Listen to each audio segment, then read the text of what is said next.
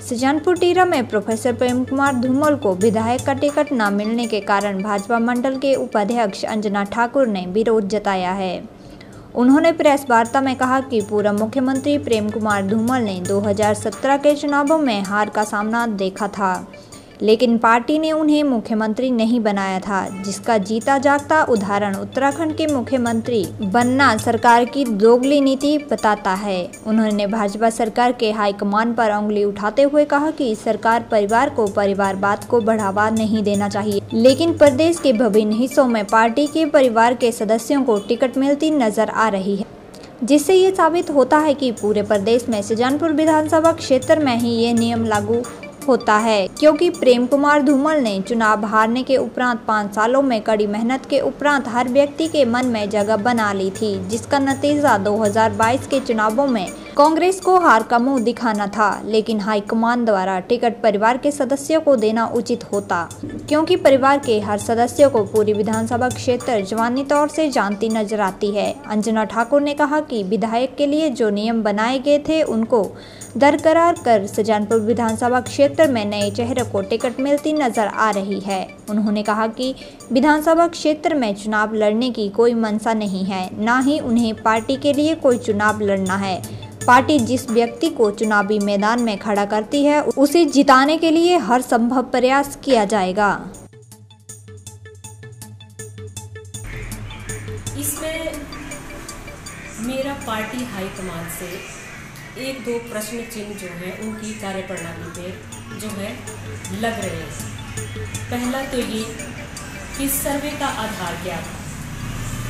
जब सर्वे का आधार अगर 0 ही था तो क्यों वहाँ से जो है हेलीकॉप्टर के माध्यम से जो पेटियाँ हैं वो हर विधानसभा क्षेत्र में पहुँचाई गई। पहला तो सवाल मेरा ये है।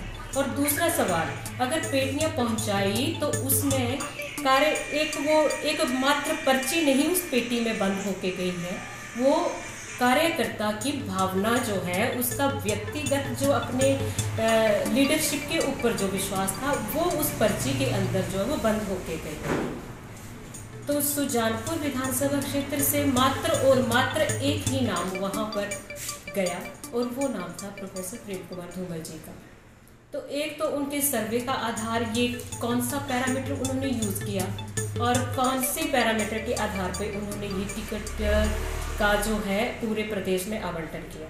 और दूसरा, पार्टी हाईकमान से मेरा एक प्रश्न चिन्ह उनके ऊपर ये भी लगता है कि एक तरफ तो आप बोल रही हैं परिवारवाद हमने ख़त्म किया, हम परिवारवाद में टिकट नहीं देंगे, और उनका बहुत अच्छी बात थी अगर आप परिवारवाद में टिकट नहीं दे रहे हैं।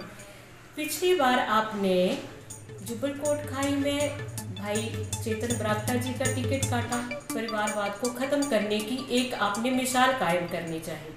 तो उस मिसाल को कायम रखते तो क्यों उन्होंने अभी जो है फिर से उनको टिकट दिया। अब या तो वो सीट चाह रहे हैं, अगर जिताऊ सीट चाह रहे हैं तो सुजानपुर से भी माननीय धूमल जी को टिकट देते हैं, क्योंकि यहाँ पर तो हर कार्यकर्ता उनके साथ दिल से जुड़ा हुआ है, उनके साथ भावनात्मक रूप से जुड़ा हुआ है। और परिवारवाद की बात करें तो हमारे जो मंत्री हैं धर्मपुर विधानसभा क्षेत्र से आदरणीय महेंद्र सिंह जी के बेटे को भाई रजत जी को टिकट दी गई। परिवारवाद की बात करें तो बड़सर में भाई बलदेव जी के घरवाली को टिकट दी गई। तो परिवारवाद का मुद्दा तो मुझे नहीं लगता है कि कहीं पे पार्टी जो है वो अड़िग रही है। तो मैं ये एक उनसे यही प्रश्न है कि क्या सभी जो पार्टी के जो आपके रूल रेगुलेशन हैं, जो आपकी कंडीशंस हैं, वो सिर्फ सुजानपुर विधानसभा क्षेत्र के लिए है? क्या वो सिर्फ धूमल जी के लिए ही है? वो पैरामीटर सिर्फ धूमल जी के लिए ही है? परिवारवाद का भी, एज का भी, अगर हारने के बाद जब एक हम दुर्भाग्यशाली हैं कि हमने अपने लीडर को हराया, हम लोगों ने सब मतलब जो भी उस टाइम परिस्थितियाँ रही, हमने मुख्यमंत्री के चेहरे को हराया, लेकिन हारने के बावजूद भी उन्होंने 5 साल इस विधानसभा क्षेत्र में काम किया और हर एक कार्यकर्ता को उन्होंने जोड़ा और एक कार्यकर्ता जो है वो दिल के साथ उनके साथ जुड़ा हुआ था और अभी भी उनके साथ जो है कंधे से कंधे मिलाकर खड़ा हुआ। तो पार्टी में अगर हारने के बाद अगर ऐसी ही पार्टी को भावना, ऐसी ही पार्टी का क्राइटेरिया था तो उसके बाद पार्टी जो है वो डिक्लेयर कर देती कि भाई ऐसा ही है। हारने के बाद आप उत्तराखंड में मुख्यमंत्री बना देते हैं तो ये एक पैरामीटर भी क्या सुजानपुर में धूमल जी के लिए ही था, क्या उत्तराखंड में नहीं था? ऐसा मेरा सिर्फ और सिर्फ भावनाओं के प्रति जो है प्रेस कॉन्फ्रेंस रखी गई है। आज सुजानपुर विधानसभा क्षेत्र के भाजपा के कार्यकर्ता जो हैं मुझे लगता है हताश हैं, बिल्कुल इग्नोर कर दिया गया है। तो मुझे लगता है कि ये बात जो है बिल्कुल भी सही नहीं।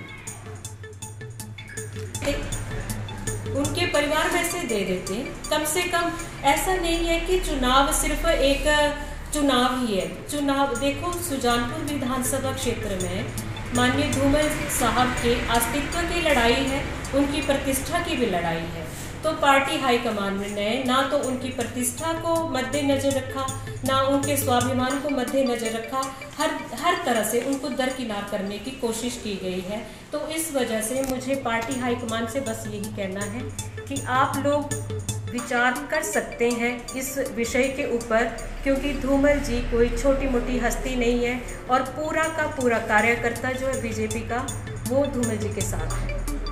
पार्टी से छोड़ के क्यों जाना? अगर पार्टी हाईकमान ने देखो जो भी कैंडिडेट दिया है हम लोग सभी मिलके उसके साथ चलेंगे, ऐसा कुछ नहीं है। लेकिन मेरा सिर्फ और सिर्फ एक ही है कि हमारे कैंडिडेट जो है वो धूमल जी होने चाहिए, मेरा मानना ये है। और जो जितने भी हमारे कार्यकर्ता हैं जिनसे भी हमारी बात हुई उनका भी यही है कि हम लोग धूमल जी के लिए इस बार जो है अपने पाप का जो है वो जो भी हमने कलंक पिछली 2017 में सुजानपुर विधानसभा को लगाया था उसको इस बार हमने वो पूरा करना था। उनके स्वाभिमान को, उनकी प्रतिष्ठा को वापस ला